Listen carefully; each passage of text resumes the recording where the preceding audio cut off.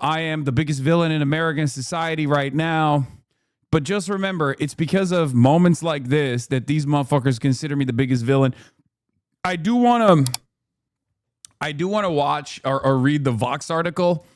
That one is always funny. I always do appreciate like when liberals get mad and they try to now they're trying to make it seem like the issue is not Israel, but it is still Israel, obviously. So we'll do that. But remember, this is the real problem. Okay, this. If you steal from the poor, you become rich. If you steal from the wealthy, you go to prison. So there's only one direction where you can do unlimited theft and erode the social contract for the 99%. There's an invisibility baked into the system that allows the wealthy to engage in this sort of behavior. Because I mean, it's a cliche at this point, but like wage theft is the most consequential amount of theft that takes place in the United States of America. That's it. I feel like this podcast was a trap. No, it wasn't. It wasn't. Yeah, new attack line is San Francisco, do not replace Nancy Pelosi with a guy who campaigns with a bigot. And yeah, head in the offices, agreed. Don't vote for Scott Wiener. I love that. The beard was his own character here. Sometimes I'm shocked in the stuff they choose to clip. Like, do they think that's going to be an unpopular take? Every Israeli should have birthright U.S. citizenship. Okay. Ben Shapiro did the radical left's hostile takeover is here. Karl Marx, me, and then Zohran Kwame Mamdani. Kind of a banger, a bit of a banger a thumbnail, even though it's AI, obviously. But hilarious background overall. Again, these guys are so fucking mad. It's a weird, gross allegiance with some of the most like vicious, vile, repulsive elements in American politics. Jim Garrity, Hassan Piker's father, Mehmet Beşiktaş, spent 24 years working at Sabancı Holding, rising to the board of directors at a position of vice president. Do these guys think that like politics is passed down from generation to generation? I don't understand it. Like, what is... Like, do they think that like me and my dad are supposed to agree on everything politically? We don't. Yeah, we don't. We don't agree. Yeah, I have a father, and I take care of him financially now, which is ironic because, you know, he's Mr. Neoliberal, but that's besides the point, right? I'm very fortunate. I'm a very fortunate guy. I'm honored to be able to take care of my father. But yeah, we don't agree. We don't agree on politics. This is a very normal thing.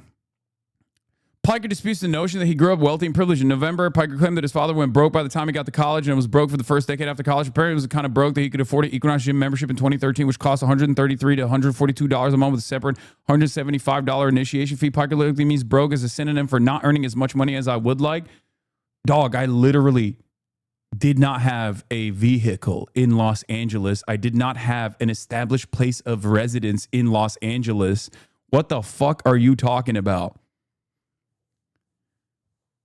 Like, do you think I was LARPing when I was living in the fucking kitchen of a frat house? Do you think I was LARPing when I had 3 fucking roommates that I lived with? You think I was doing that as a LARP? Like, I don't understand. What the fuck? That's hilarious.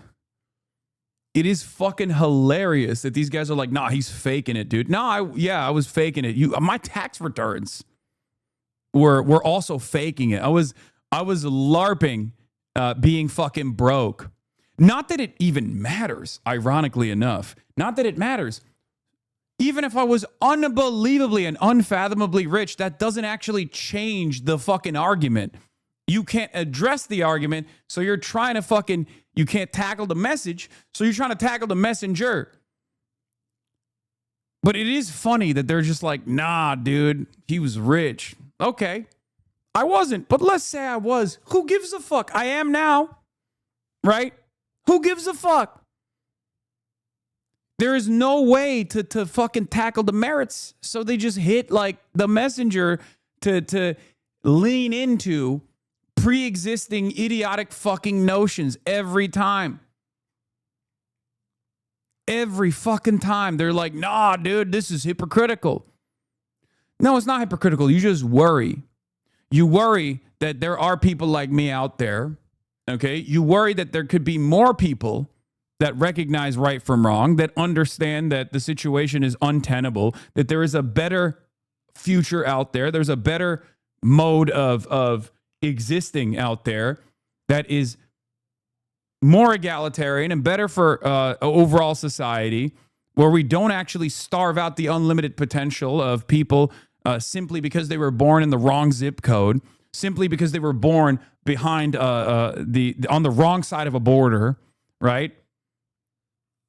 It's also extra funny that they bring up Frederick Engels, which I brought up, describing the concept of social murder. Engels owned a factory, right? Like he was literally one of the godfathers of communism, right? And he owned a fucking factory. So they were able to hit both sides. Hypocritical rich communist and also broke boy that was eating off of his relationship with a hypocritical rich communist. Marx and Engels, both. Frederick Engels, literally OG, commie sugar daddy. It doesn't work. Why do they keep trying to conflate your father's net worth with the net worth of the holding company that he worked for? It's such a shit attempt to label you as some kind of billionaire nepo baby that does not hold up under inspection. A lot of people are stupid. A lot of people are unbelievably stupid. And there's also AI articles that make that conflation as well. So there's like plenty of bad information out there for those who don't want to scratch the surface of any of this stuff, right? So that's what it is. They're just like, see, his father worked for a company that had billions of dollars in a holding group, in a conglomerate. And it's like, okay, how the fuck does that translate to my life? Like, I don't understand.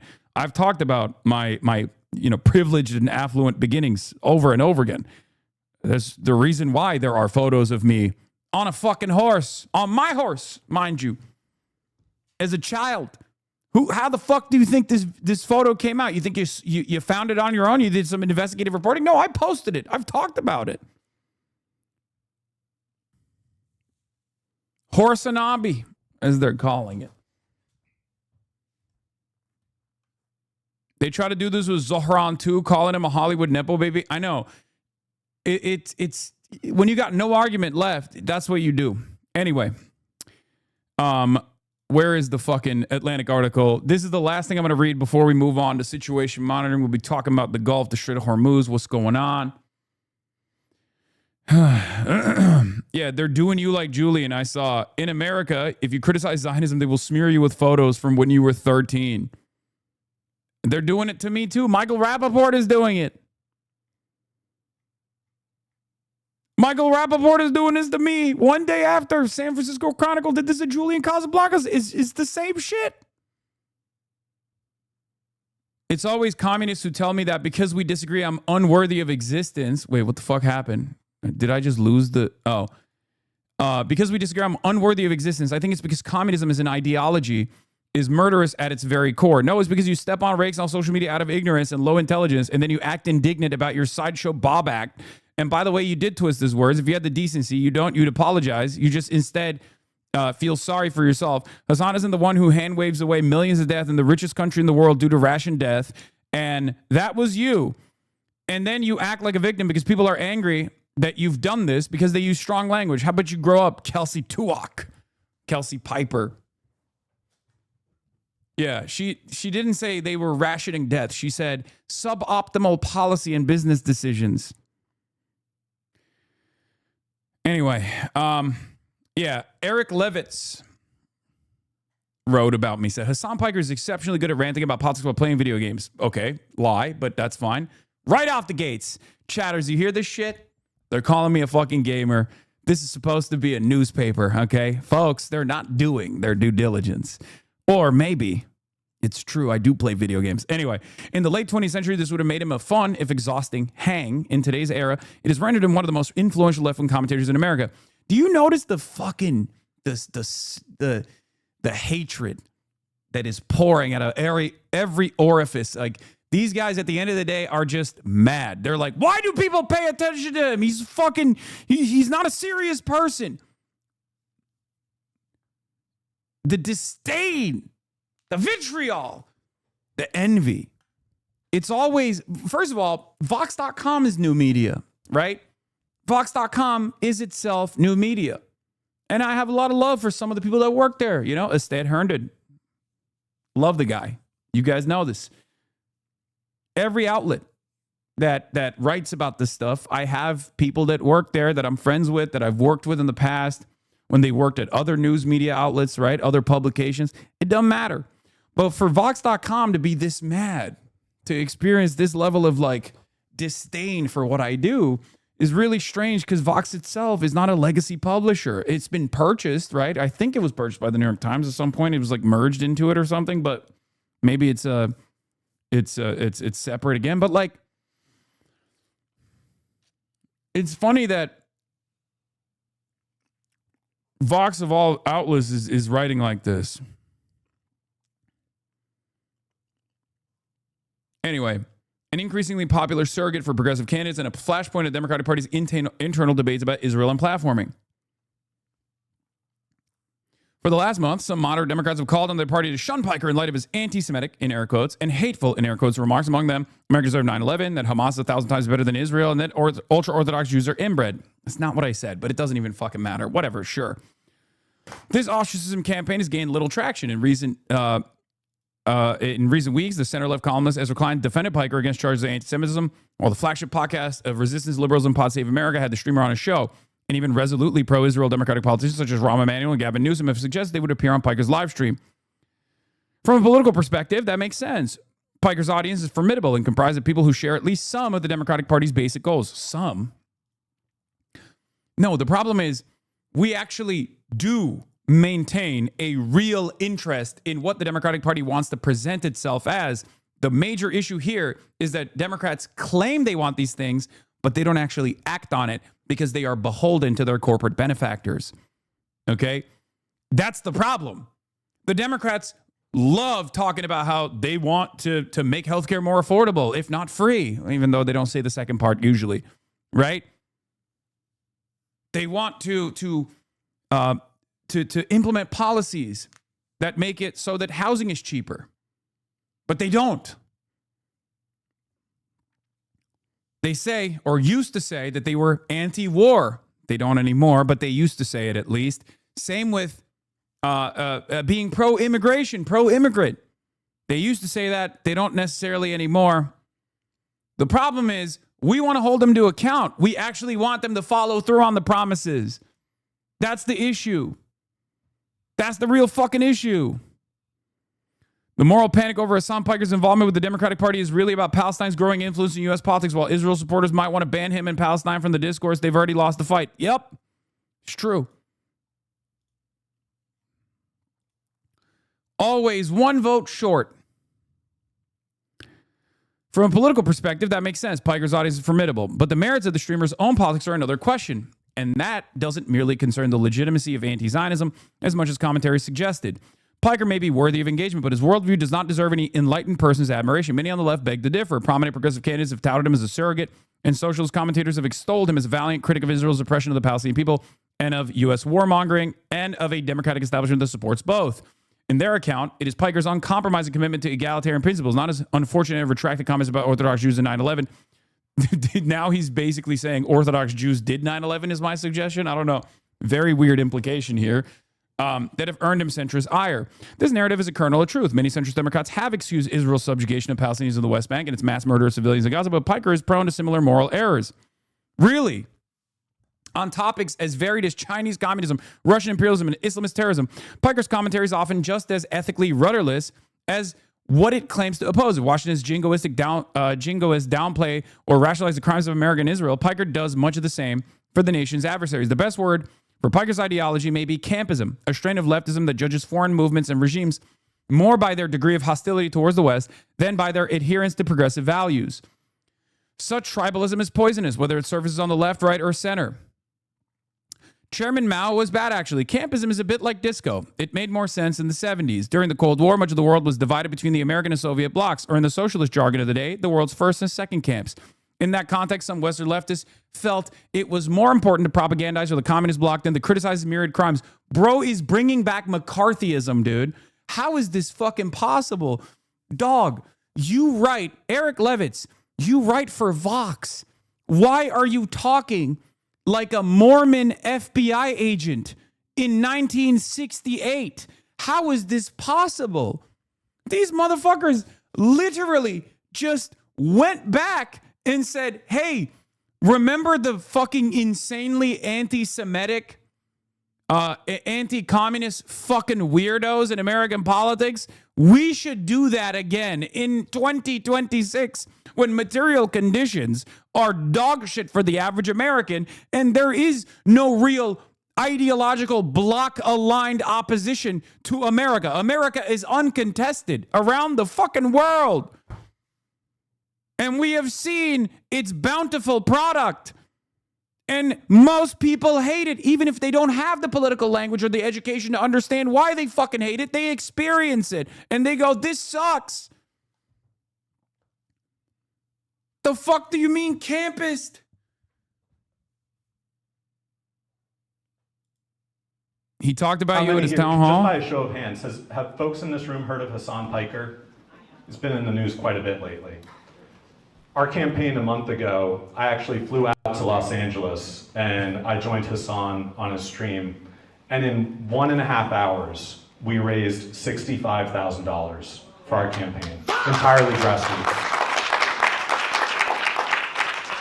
So we know that the money is there. It's the same small dollar fundraising engine that powered Bernie Sanders' presidential campaigns, that has Alexandria Ocasio-Cortez as the very top fundraiser in the House of Representatives with no corporate PAC money. There are people all across the country, as well as here in South Florida, who want to see this kind of progressive leadership and this accountability to the working class and to the American people. After the Soviet Union's fall, the rationale for campism fell apart, yet the desires that fueled it to see the global conflict in Manichaean terms, to demonstrate one's superlative contempt for American imperialism, and to identify with the West's geopolitical adversaries lingered on. On the fringes of the Western left, some continued to comport themselves as apologists for anti-imperialist bloc of foreign actors that had little in common with each other or American socialists beyond their hostility to the United States. These guys literally don't understand. I don't want emancipation for the Palestinians because it's anchored by a socialist desire. I want emancipation for the Palestinians because they're fucking human beings. They literally cannot comprehend caring about other human beings, even if we don't align ideologically with them. It's the same exact motivating principle for why I want healthcare for all, regardless. And I say for all, and I mean for all. Like, I mean American Nazis also should be getting fucking free healthcare, okay? It's unbelievable where they're like, no, every single allegiance has to be transactional. It's not the case. I don't give a fuck. I don't fucking care if people have a different perspective on the world when they're born in Gaza into a fucking open air prison. What the fuck do you mean? This is so weird. It's weird that people are this selfish and they openly demonstrate how selfish they are. That's why it always... that's why it was never a banger when people were like, LGBT for Palestine, they would kill you in Palestine. It's like, dude, what the fuck do you mean? What do you mean? They still deserve emancipation. They deserve to live lives of dignity. Like, these are human beings you're talking about. Who gives a fuck?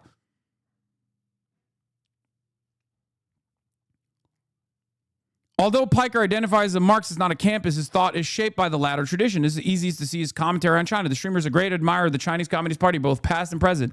In one broadcast, Piker vowed that he would never make fun of Mao Zedong, which, by the way, fucking jokingly saying that, Jesus Christ. Since the CCP founder was one of the greatest leaders of this world, a man who changed the entire universe, this is also true. Okay, this part is true. After receiving some pushback on his stance from viewers, Piker conceded there was a lot of fucking excesses, let's be real, but the People's Republic of China would not exist without Mao Zedong. Yeah. Oh, so you mean I have a nuanced perspective on this? I like that nuanced perspective on something like this is still couched as like, oh, his own fans owned him. What a fucking sinister, what a cynical fucking way to frame the commentary. Suffice to say, it is difficult to reconcile Piker's moral horror at Israel's human rights abuses with his cavalier attitude towards Mao. With the Great Leap Forward, a campaign to rapidly industrialize China through forced collectivization, Mao orchestrated the deaths of up to 45 million people, mostly from famine. Here's the fucking problem here, okay? You're not supposed to compare collectivization efforts in a peasant society to 2026 modernity, mechanized death and destruction at the behest of extracting more landmass from an indigenous population. You're supposed to look at that within the framework of collectivization, or not collectivization, but modern industrialization in the Western world. You know how we did that? With 400 years of chattel fucking slavery. Do you know the death toll for that? They always want to compare things to shit that doesn't fit the bill, okay? Oh, all deaths are the same. What do you mean? Okay, it's like whenever people say like, oh, communism has led to famine, which killed, tens of millions of people. Yeah, that's horrifying. It's horrible. Guess what? There's famine right now in a world where we have an abundance of food, where food distribution is simply a matter of profit, okay? The reason why there are still 14 million people that die under a global system of capitalism, the reason why that happens, even though technological advancements and agricultural production advances have created a system where famine could be eradicated around the globe, and yet still 14 million people die a year due to famine-related diseases. Why is that the case? That is never attributed to capitalism. That is never attributed to the system itself. They point to the failures within the collectivization initiatives in the USSR, in fucking Mao Zedong's China, the Great Leap Forward, things that I don't even consider to be defensible, things that even the fucking Chinese government doesn't consider to be defensible, right? And they point to that without looking at the adequate comparison in the Western world. The Western world was able to develop off of blood and soil, the rape of Africa, 400 years of chattel fucking slavery. That is how the West was able to develop, on the backs of other people's labor. That is the adequate comparison. Okay? But they don't want to make that adequate comparison. They want to compare this to what Israel is doing now. Israel is a modern country in a post-industrial revolution world, a country that's not comprised of the landed gentry and peasants and slaves revolting against landed gentry, a country that already has industrialized, a country that exists as a welfare state, let's be real, one that sucks up as much productive output and as many tax dollars as it possibly can from the Western world, with weapons from the Western world that has a singular focus of dominating the Palestinian lives, subjugating them, killing them, making their lives uninhabitable so they get the fuck out of this land that they want to have because they have an ethno-religious supremacist ideology anchoring their society, a fascist ideology. These two things are not comparable. It's perhaps best compared to Nazi Germany and the Holocaust. But of course, that's a comparison that no one wants to make. How dare you make that comparison? That is a similar comparison to one another. But when you make that comparison, they call you a fucking anti-Semite. They say, how dare you say that? It's ridiculous.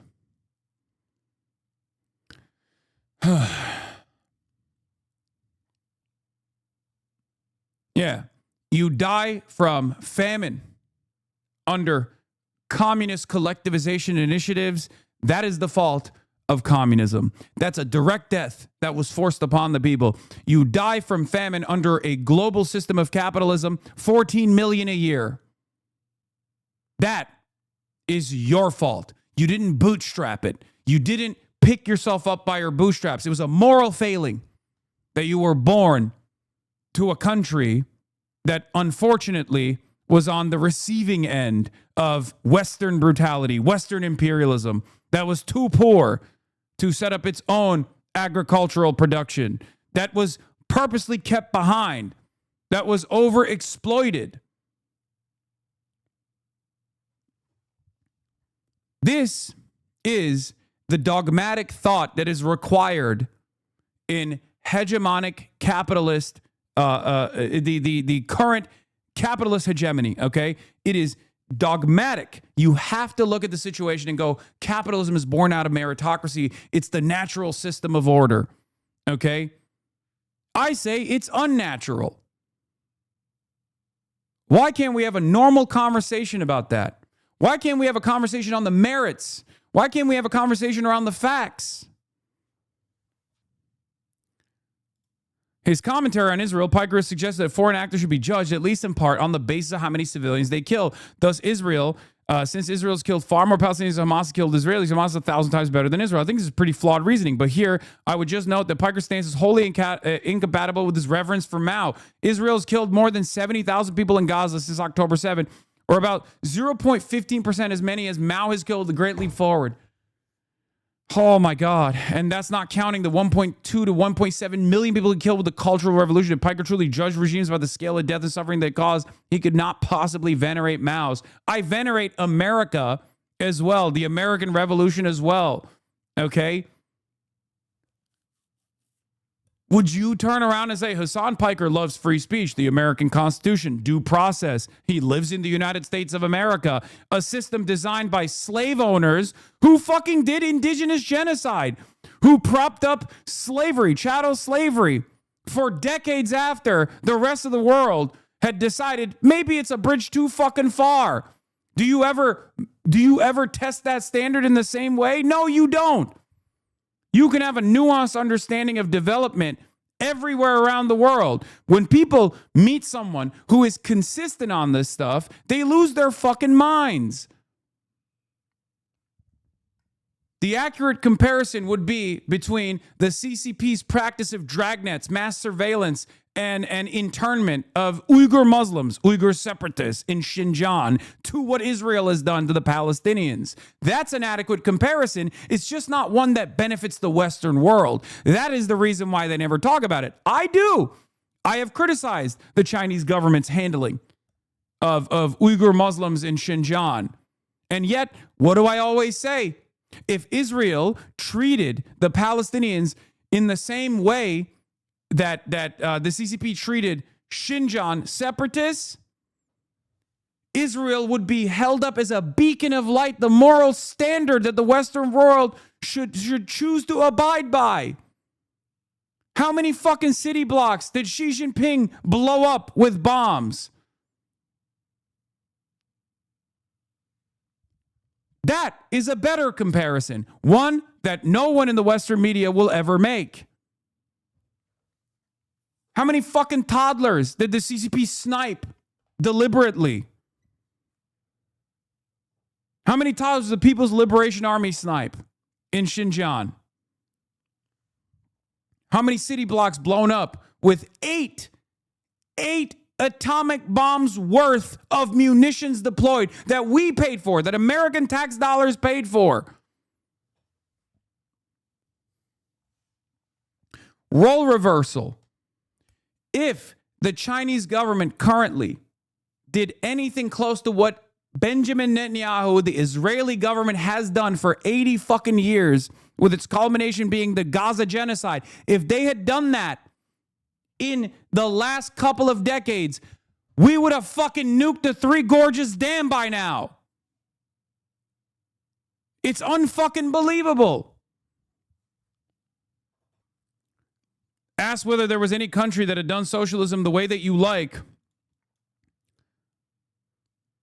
Oh, during a live stream visit, Piker was harassed by Chinese police for filming in Tiananmen Square, the site where the regime massacred pro-democracy protesters in 1989, an event that still seeks to banish from public memory. The experience only reaffirmed his belief that China's security services are far less repressive than their counterparts in America, Europe, or Japan. I said, I've dealt with cops all around the world, okay? That minor instance was nothing in comparison to what my fucking police in my locality have done to me with my tax dollars. I pay for their fucking salaries. I pay for their chemical weapons that they use on me and others like me, my neighbors. That was what I fucking said. Because it's true. Asked whether there was any country that had done socialism the way that you like on the Trigonometry podcast, Piker said that China was the closest. This was a curious choice. Piker and his fellow American socialists typically advocate for large welfare states, powerful trade unions, and an egalitarian distribution of income and progressive social policies. Yet on each of these fronts, Scandinavian social democracies such as Sweden, Norway, and Denmark display far greater adherence to socialist ideals than China does. That's insane. Okay, this is, again, your ignorance. But not only that, but also, I don't have a fucking issue with Nordic democracies, Nordic social democracies. That's great. We should move in that direction. In fact, China maintains exceptionally small welfare state. Oh my God, welfare state is not socialism, dude. What the fuck? Oh, yeah, Vox News, but with an F. It's Fox News. By contrast, that figure is 19.8% in the United States and 26.1% in Sweden. The average amount of all OECD countries is 21.2%. Notably, this isn't merely because China is at an earlier stage of development. Rather, its threadbare safety net also reflects the ideology of his leadership. This is true. Xi Jinping despises the welfare state, okay? It's true. I think this is a shortcoming. When I said, I think the Chinese system is something that we could potentially emulate, I'm talking about controlling the flows of capital. I'm talking about moving society in a different vision, one that actually benefits every single American, one that benefits everyone around the world. I'm talking about a lack of interest in destabilizing countries overseas, a lack of interest in direct military interventions, and instead an interest in focusing on personal development inside of the United States of America. These are things that we can learn from the Chinese system. These are things that many Americans would agree to if you didn't say it was Chinese, okay?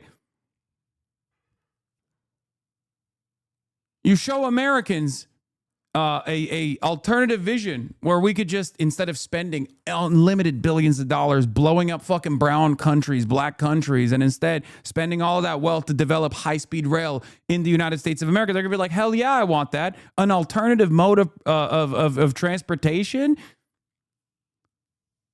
That would be great. We can't have that though, because the airline lobby would never allow that to happen. Meanwhile, China's labor policies are exponentially more repressive than America's, let alone Scandinavia's, and independent trade unions are outlawed. Nor is the Chinese economy especially egalitarian in other respects. Chinese level of income inequality is 24% higher than Sweden's. Finally, China does not allow LGBT people to marry or adopt children, whereas the United States and Nordic social democracies and most Western countries do. There's never been a moment where I've actually said, oh, the Chinese social policies are ones that we need to fucking apply here. That's not what I'm saying. It's so interesting. Even an authoritarian socialist, one who believes that economic equality and social liberalism are more important than electoral democracy, should have little fondness for China's social model. Okay? That his policies are hostile towards LGBT people. No, man. Once again, it's always, these guys can only argue by completely taking away nuance from this conversation. If someone says, hey, aren't they jailing LGBT people in China? I'm going to be like, no, that's not the case. There are entire cities designed around queer culture, like Chengdu, that we went to, like Chongqing even. It's ridiculous. It's ridiculous to make such a silly statement when, it's not. It's something that I have observed. I went there with a gay dude, right? I went there with my podcast co-host and close friend, best friend, Austin Show. We went to gay bars. What do you want me to fucking say? Yeah, we went to Gay City and they beat your ass for not twerking. But he also contends that the point of government is to improve the material conditions of all people. Therefore, the CCP's success in reducing extreme poverty makes its system preeminent. This is not persuasive. China's economic development over the past 3 decades is doubtlessly impressive, although those gains follow the country's embrace of market reforms and integration into global capitalism. Okay, you know what this argument entirely revolves around? Okay. Hey, China is communist, and yet they've eradicated so much extreme poverty. And then someone goes, no, China is capitalist. So you go, okay, let's try Chinese capitalism. And they go, no, no, no. At no point is social repression a part of the economic development of the people. I am talking about policies such as centralized command over the economy. I'm talking about policies such as controlling the flows of capital in order to dictate which industries we must focus on in terms of development. In times of necessity, if what is necessary is the development of a real estate industry, you move the flows of capital in that direction. That's what I'm talking about. It has nothing to do with like fucking, mass surveillance initiatives, which we have plenty of here as well. As a matter of fact, I'm very critical of that. It's the same as like Norway. We go, okay, let's do Norway. They go, fuck no, that's communism. And yet the poor nonetheless enjoy much higher living standards in the United States, Sweden, and other Western democracies than they do in China. And Western democracies have achieved such poverty reductions through more egalitarian economic and political institutions. Yeah, okay. This is not to deny the extraordinary successes of Chinese industrial policy when it comes to rapidly building out energy and transit infrastructure or cultivating advanced manufacturing. The CCP's accomplishments are indeed formidable, and America can learn from them. Oh, great. So you agree with me. But there is little reason for a person with Piker's ostensible values to revere a political economy in which welfare spending is low, labor unions. Okay, I don't care about any of this shit, okay? Each country has a different design. What works in China is not always going to work in the United States of America, which is ironic because that is a very Chinese way of looking at things. This is unironically how the Chinese look at it, where they're like, look, your system is different than ours. This works for us. It might not work for you. But my argument is there are certain things that we can learn from the Chinese industrialization initiatives. And I think we could learn some very valuable lessons. That's it. His position, therefore, seems to be grounded mostly in the fact that China supports socialism in theory and opposes American global influence in practice. Oh, my God. Yeah, China, the major opposition to American global influence. By what? By just fucking existing, I guess. If you actually knew anything about my criticism of China, you would know that they should probably do a little bit more to prop up countries like Cuba, for example. But they don't. Unironically, I'm fairly critical of Chinese foreign policy because I feel like it's not only self-defeating because they're not being super serious about the way that America is treating China.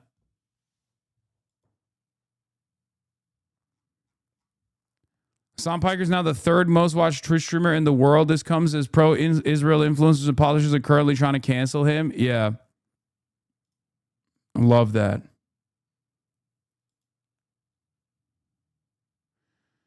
Not really the main point, but I do think that part of what makes Hasan Piker's popularity notable is that he built a large audience on Twitch largely without gaming. Thousands tune into his platform built around gaming to watch his socialist takes on politics, not for the gaming. Yeah.